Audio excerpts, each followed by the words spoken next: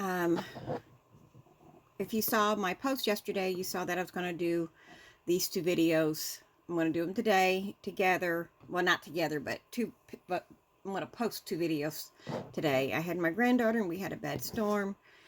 She's 5.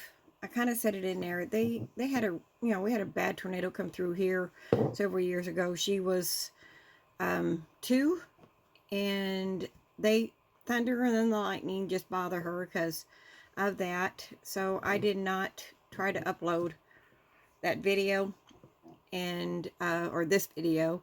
So I'm going to add this to the beginning of it. We're going to do a rib stitch, and the reason I'm going to do this, I like making the pumpkins, and this is the start of a pumpkin, and this is a chunky yarn, just as one I have. I'm not sure if it's even going to make a full pumpkin. I might have to put some more colors to it, or retry it, make it smaller. This might have to be a little bit smaller than it is, and it's in just a multiple of 1, and I'm going to show you from the beginning. But if you want to try to make a pumpkin, this is great. Now, the dimensions of your pumpkin, the one that I do, whatever, I take the length of my project, because I roll mine up this way. Some people, roll them up this way, but I do mine sideways, or more or less. So this is going to be my short end. This is going to be, connected to the other side. And so I measure this, and let me see. It helps when I know how much yarn I have, but sometimes if I just have a scrap yarn, I'm just kind of playing it by ear. It's, say 11, 12. If I stretch it out a little bit, if you want to make sure. And so I multiply it by 2. So I would make sure that this way it was at least 33. And you can kind of gauge how you like that. So, as I said, this may not make this length. I might have to redo it because it's not that much of a scrap yarn. But, and that's how I do that sometimes. When I don't know how much yarn I have, because I've had, it's just leftover yarn, I kind of just play around with it. But it makes these nice ridges. So, this is what it's going to look like. The side of the pumpkin is going to be, this is going to be the top, this will be the top, and this will be the bottom. So, your pumpkin looks kind of like that. I'm a big fan of that look. Now, my chunky yarn, you've seen some of the other pumpkins. They're just, some of them are just back loop only. But because it's fall and you might want to do a project like that, I thought if you wanted to learn, this might be a good stitch to show. And I've got the wrong, I'm just going to go ahead and use this for my sample. So I'm using, no, I'm not, because that's going to be too big. Let me put that with the project. I have so many hooks, and most of them are with projects, and I like so I always have to try to find an extra one. Okay, so let's get started on this, and this is going to be using back post, and so we're going to be doing that back post, front post, double crochet, and we're just going to do a small sample so you can kind of see what this looks like. The ribbing's good for the end of clothing, like the wrist or the waist, even around the neck. I've seen people do that. So it's a handy one to learn. So it's one. Let me go ahead and make my foundation chain here, and I'll be right back with you. Okay, so I'm going to chain 2, and that's going to be my turn chain. Now, I watched a video yesterday, and I'm going to have to look it up. I might, if I say it wrong, I'm going to, either way, I'll try to put her in the comments. Play hooky with me. She did a really good video about the turn chains, or when you read your directions and it says chain multiples of 3 plus 2, then it might say plus 1. I really liked her way she explained that. It's like I know it, but she explains it really well. So this is going to be considered a turn chain. And we are going to do double crochets all the way over. So we're going to go in here and just start. And that's what we're going to do. That's our foundation row is just double crochets. So we've done these quite a bit this month. So go ahead and do that to the end, and then we'll get back together for row 2. Okay, so here's our foundation row. Now when we come back, I'm just going to go ahead and tell you ahead of time, we are skipping this turn chain. So I did not do it, but it suggested that we're not going to do these 2 chains, so you might want to put a stitch marker right here, and I have got to put some closer to where I am. I have a whole bunch of them. Let me see if I can find one real quick. Okay, so I'm going to go ahead and put these where I can reach for them. And because we're not using that turn chain, you might want to put a stitch marker in there so you don't, to avoid it. Because it's all different patterns. So some will say use this, but we are not. And so we've skipped 1, 2. This is the top of our first double crochet. We're going to let him hang out there. Now, I'm going to show you my preferred turn chain. Oh, that sounded bad. Okay, I'm going to just chain 1, and then I'm going to go ahead and turn. And then we're going to do front post double crochets. Now, on this first one, a lot of times people start out with a double crochet or a half double. They don't go around the post, if that makes sense. But we are going to go around the post. We are going to go, we're going to yarn over, we're going to go around the post. So this is a front post double crochet, and I have to think about this because sometimes I get backwards. So we're going to bring that post to the front. We're going to grab our yarn and get our double crochet made.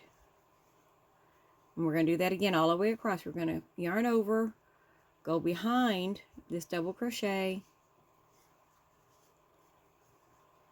and make our double. So that's what we're going to do all the way across. Remember, we're front post, means we're bringing that post front towards you and bringing the yarn behind it and making our double crochet.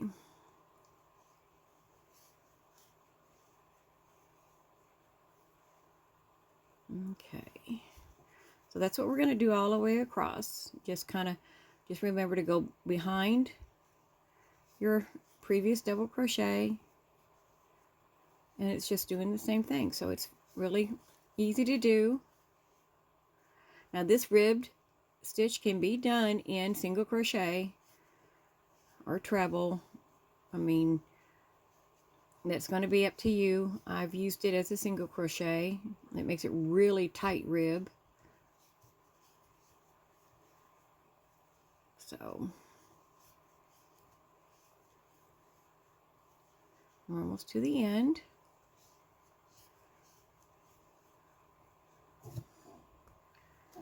Okay, so see, now we're going to do this here.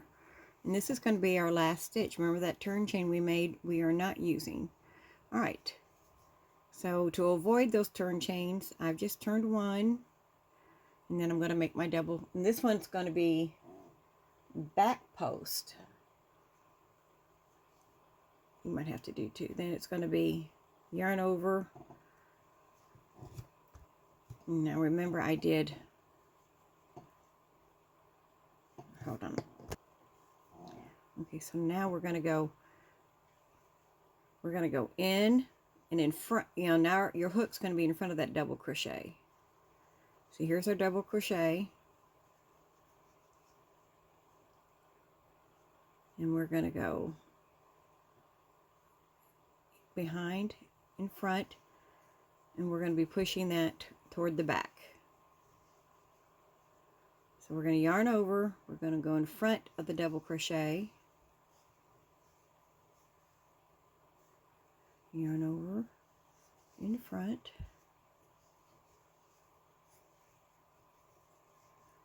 we're going to do that all the way across.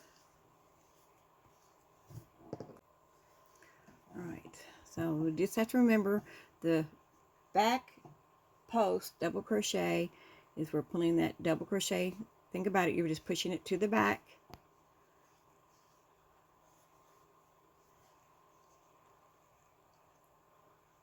Okay,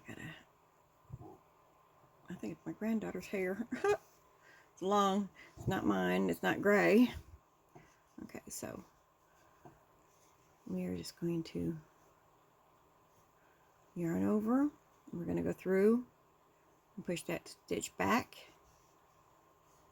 and do yarn over.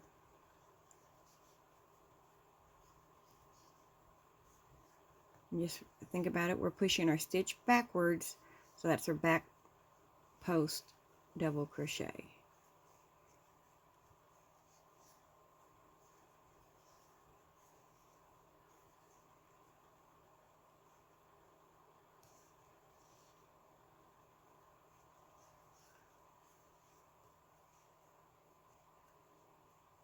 Okay.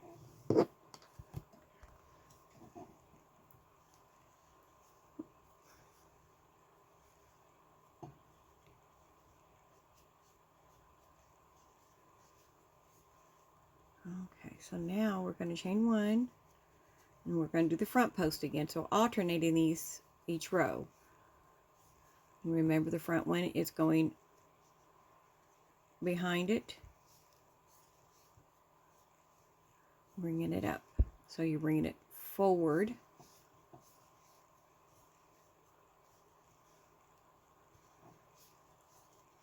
So it's a 2-row repeat. First row front post, the next row back post. I'm going to finish this and we'll get it to start seeing the design. Okay, so there's our rib stitch. I did a few more rows. Now again, I will start and end my rows different than what a lot of directions will show you. When I do a rib stitch, I actually start, for a double crochet, I start with a half double crochet on each end. So I am not making that ridge go all the way to the edge. And if I'm making a pumpkin, I like that because that's when I'm going to be, sewing together or cinching up. But there is the post rib stitch for today.